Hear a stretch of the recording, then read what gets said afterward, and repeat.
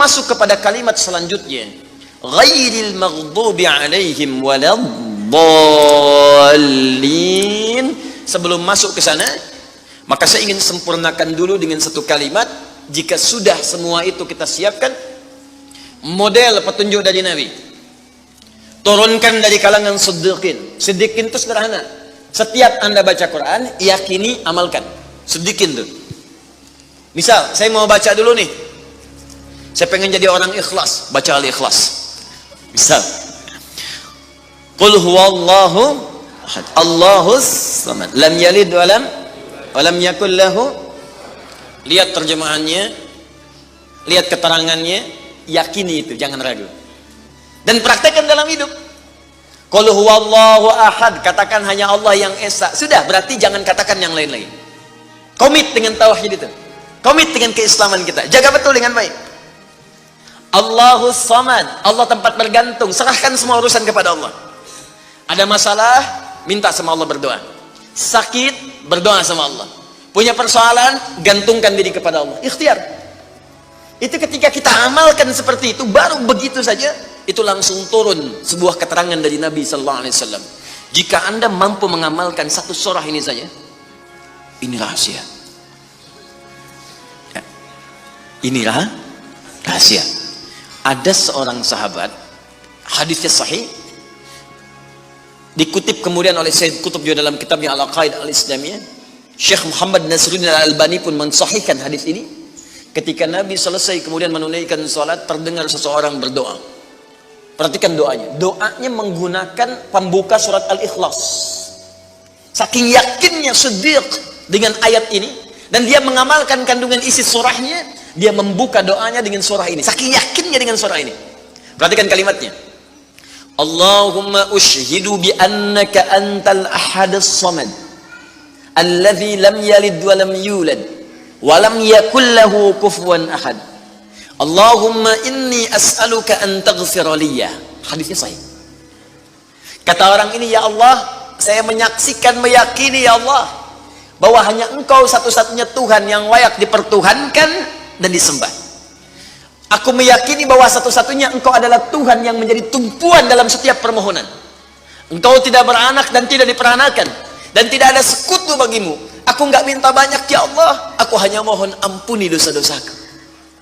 Begitu selesai kalimat itu diucapkan, terdengar oleh Nabi. Apa keterangan Nabinya? Perhatikan kalimatnya. At-tadri bimadza du'i? Ya fulan, tahu nggak Anda itu baru mengucapkan kalimat apa tadi? Apakah engkau paham? Engkau baru mengucapkan kalimat apa tadi dalam berdoa? Kata orang ini, wallahu wa rasuluhu a'lam. Ya Rasul, saya nggak paham apa yang dimaksudkan kecuali Allah dan Rasul yang lebih mengetahui. Ini adab. Adab. Walaupun gini, kalau Anda sedang mengerjakan sesuatu dan Anda paham dengan itu, kalau ada orang lebih pintar daripada kita, ustadz, ulama, apalagi nabi, nanya pada kita, maka adabnya bilang aja nggak tahu. Karena boleh jadi mereka memiliki hikmah yang belum sampai kita kepadanya. Kalau kita jawab, saya tahu ya Rasul, nggak akan nyampe kalimat nanti. Ya. Jadi kalau Anda sedang mengerjakan sesuatu, zikir misalnya, la ilaha illa anta subhanaka inni kuntu minadh dhalimin. Tanya ustaz, datang ustaz, masya Allah pak, zikirnya bagus banget. Tahu nggak maksudnya? Tahu, lewat tuh ustaz udah. Bilang aja belum ustaz, Allah Rasulullah alam. Oh begitu. Kalau belum kenapa dibaca? Ya, saya pernah dengar saja, maka diterangkan. Begini maksudnya Pak, begini, Anda dapat ilmu baru. Makanya sahabat seringkali kalau ditanya Rasulullah, bilangnya Allah Rasulullah alam, Allah Rasulullah alam, supaya dapat ilmu baru. Itu diantara rumus di ilmu hadis. Ini kadang-kadang orang kita sekarang sahabat bukan, tabiin bukan, tanya tahu semua. Bahkan saat ditanya, buka Google dulu. Ya udah, ngapain ada ustaz? Allah wa Rasulullah alam. Maka apa jawab Nabi? Laqad da'uta bi asma'illahil a'zam. Diriwayatkan bismillahil a'zam. Idza du'iya biha ajab wa idza su'ila biha a'ta. Tahukah Anda? Kata Nabi, Anda baru saja berdoa dengan menyebutkan dengan yakin semua sifat-sifat Allah yang maha tinggi. Nama-nama Allah yang tertinggi. Nama Allah yang tertinggi, nama tauhidnya Al-Ahad, nama tertinggi. Karena dengan itulah nama ini Allah ditakdiskan, dikuduskan. Dengan nama ini Allah disembah, dan dengan nama ini Allah dipertuhankan. Kata Nabi, Anda baru berdoa dengan menyebutkan nama Allah yang paling tinggi. Yang kalau disebutkan nama itu di awal doa, maka semua doa yang disampaikan akan dikabulkan, semua permintaan akan dijawab. Tapi apakah semua orang yang membaca doa itu diawali dengan surah tadi akan dijawab? Belum tentu. Kalau tidak ada praktek sedikit dalam jiwanya. Orang dulu minta dijawab, orang sekarang sama kalimatnya. Usyhadu bi annaka antallahul ahad, as-samad, alladzi lam yalid wa lam yulad wa lam yakul lahu kufuwan ahad. Ya Allah, lancarkan rezeki saya. Tetap aja lambat dari atas. Kenapa? Karena inti ayat itu tidak dipraktekkan dulu. Diyakinkan dalam jiwa kita, benarkan ayat itu, amalkan, pakai dalam doa. Jadi, dan itu buktinya. Kemudian apa ciri orang yang akan cepat kemudian dirahmati oleh Allah? Dengan menjadikan 4 contoh yang kemarin sebagai model.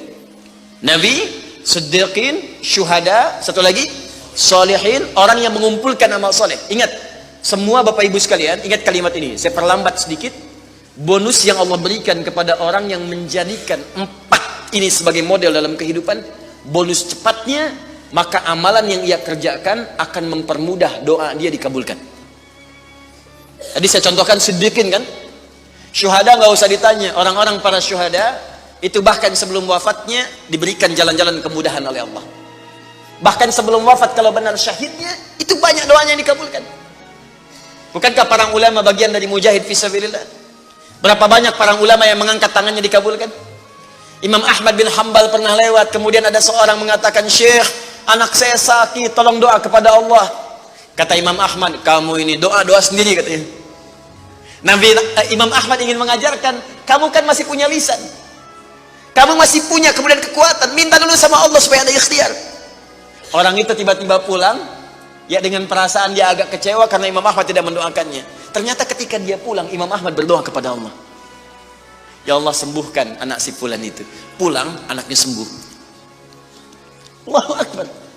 Ini doa ulama itu kalau benar kealimannya, kalau benar ilmunya dan khasyahnya kepada Allah, itu hujah di lisannya, bahkan firasatnya nyata. Kadang dikasih dalam mimpi, kadang kemudian bermohon kepada Allah tanpa diketahui. Ada solihin juga demikian. Bahkan turun Quran surah ke-5 ayat 35. Ya. Paling kanan sebelah bawah, ya ayyuhalladzina amanu taqullaha wabtaghu ilaihil wasilah. Hai orang-orang beriman, tingkatkan terus takwamu kepada Allah dan jadikan takwa itu sebagai wasilah untuk meminta kepada Allah dari apa yang engkau inginkan. Dan kalau Anda cari takwa di Quran, bentuknya amal soleh. Tidak pernah kalimat takwa disebutkan dalam Al-Quran kecuali pada umumnya akan menyebut amal soleh. Contoh, kalimat takwa pertama langsung disebutkan orangnya di Al-Baqarah ayat 2. Dzalikal kitabu la hudal lil. Siapa muttaqin orang takwa di sini? Sebutkan ayat 3 dan 4-nya. Alladzina yu'minuna bil ghaib wa yuqimunas. Lihat sini. Iman dulu. Iman baru kemudian salat. Masih ingat di pertemuan lalu, sebuah amal menjadi soleh kalau didahului oleh apa? Iman. Di iman itu nggak akan dipisahkan dengan amal soleh. Ada iman, maka amal berubah jadi soleh. Dalilnya Quran surah ke-103. Walas innal insana lafi illa alladzina amanu iman wa amilus soleh. Amal soleh. Apa wujudnya amal soleh itu? Jadi rumus cepatnya begini. Iman akan melahirkan sebuah amal yang dengan sifat iman ini menjadi soleh. Kalau iman dipadukan dengan amal soleh, maka akan berubah menjadi takwa namanya. Karena itu ketika Allah menyebutkan kalimat takwa dalam Al-Quran, baik dengan kata benda, ya, noun, muttaqin, muttaqun, atau kata kerja, verb, fi'il, tattaqun, yattaqun, ittaqau, pasti setelahnya akan bertemu dengan iman dan amal soleh. Dzalikal kitabu la hudalil. Siapa muttaqin orang takwa di sini? Alladzina yu'minuna bil ghaib wa iman lis salat wa mimma razaqnahum infaq, dan seterusnya. Al-Baqarah 183. Ya ayyuhalladzina amanu kutiba alaikumus Iman, ya ayyuhalladzina amanu, kutiba alaikumus syiyam, puasa. Kama kutiba alal ladzina min la'allakum taqwa. Jelas? Maka ketika lihat rumusannya, lihat formulanya. Ini agak jarang dibahasnya. Perhatikan formulanya. Kata Allah di Quran surah ke-5 ayat ke-35.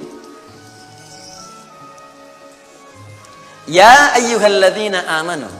Hai orang-orang yang telah beriman. Alhamdulillah modal ini ada. Masih beriman? Alhamdulillah. Berarti modalnya sudah ada kan? Nih, yang dipanggil ini. Hai orang-orang yang telah beriman. Yang belum beriman tidak haid. Ittaqullah. Tingkatkan takwamu kepada Allah. Yang diminta ini. Perhatikan rumusnya. Hai orang-orang yang telah beriman, tingkatkan takwamu kepada Allah. Wabtaghu ilaihil wasilah. Dan carilah dengan peningkatan takwa ini wasilah untuk mengabulkan doa-doa yang kita mohonkan. Jadi kalau kita ingin cepat dikabulkan doanya, dituntaskan persoalan hidupnya, maka kata Allah rumusnya tingkatkan apa? Takwa. Sekarang kita ingin tingkatkan takwa, apa rumusnya? Takwa itu formulanya iman plus. Nah, intinya di sini amal soleh. Jadi kalau kita kumpulkan amal soleh, kumpulkan, itu salah satunya ciri meningkatkan takwa. Kenapa takwa ditingkatkan? Untuk mengentaskan problem kehidupan kita. Bahkan nanti ada yang belum berdoa, saking tinggi ya takwanya, itu masalahnya diselesaikan oleh Allah tanpa dia meminta.